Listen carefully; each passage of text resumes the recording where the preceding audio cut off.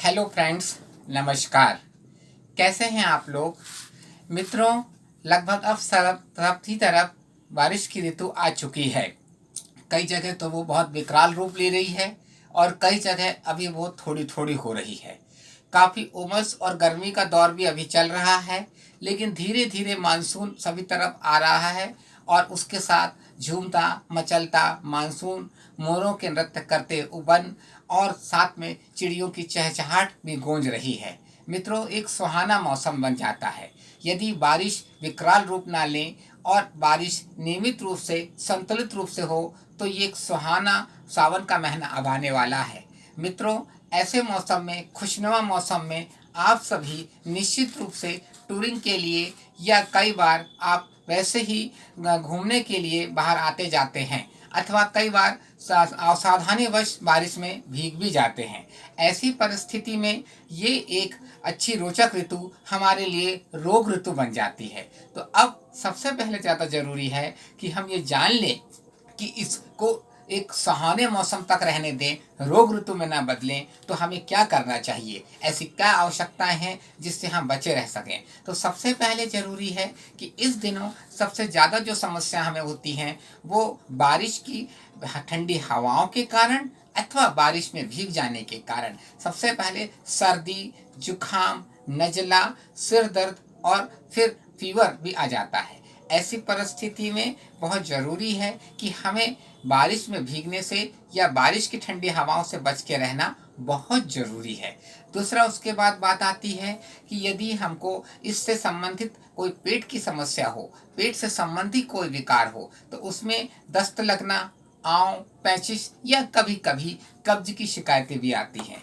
और ऐसी परिस्थिति में बहुत ज़रूरी है कि हम उबला हुआ पानी इस्तेमाल करें, पानी की स्वच्छता पे ध्यान रखें, खान पान अपना संयमित और नियमित रखें। साधारणतः घर का बना सुपाच्य भोजन ही ग्रहण करना चाहिए। फिर भी कई बार किन्हीं कारणों से या बदलते मौसम के कारण पेट संबंधी समस्याएं हो जाती हैं। ऐसी परिस्थिति में होम्योपैथी की एक बहुत ही अच्छी औषधि है एलेंजाइम। ये सिरप आप लोग यदि बारिश के दिनों में अथवा बारिश के दिनों में होने वाली पेट संबंधी विकारों में इस्तेमाल करें। एक एक चम्मच प्रतिदिन, दिन में 3 बार, नाश्ते के, लंच के और रात के भोजन के पहले, अथवा अगर समय ना हो तो 2 ही बार इस्तेमाल कर लें। तो ये भी बहुत प्रभावशील होम्योपैथिक औषधि है जिससे कि आप लोगों को निश्चित रूप से पेट संबंधी विकारों में राहत मिलेगी और आपका पेट संबंधी अन्य विकारों में भी आप लोग मुक्त रहेंगे। इसके साथ में एक और प्रॉब्लम आती है। कई बार लोगों को पुराना गठिया या पुराना जोड़ों का दर्द या कई बार स्पॉन्डिलाइसिस जैसी समस्याएं भी पैदा हो जाती हैं।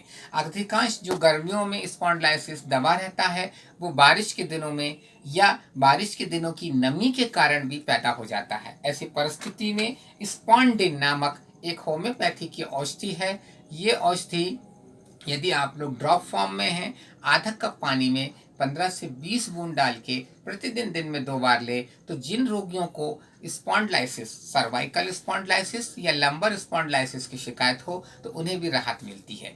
मित्रों, ऐसे समय बहुत ज़रूरी है कि हम लोग रोगों से बचें और इस ऋतु का आनंद लें। साथ ही साथ इस बात का विशेष ध्यान दें, पानी उबला हुआ पीना है, सुपाच्य भोजन ग्रहण करना है। और इसी समय कई बार पुराना साइनोसाइटिस या कई बार पुराना सिर दर्द भी उभर जाता है। ऐसी परिस्थिति में हम लोगों को उससे संबंधित कई होम्योपैथिक औषधियाँ भी होती हैं, उन्हें भी इस्तेमाल करना चाहिए। योग्य होम्योपैथिक चिकित्सक के संपर्क में जाके इन औषधियों का आप लोग सेवन करें।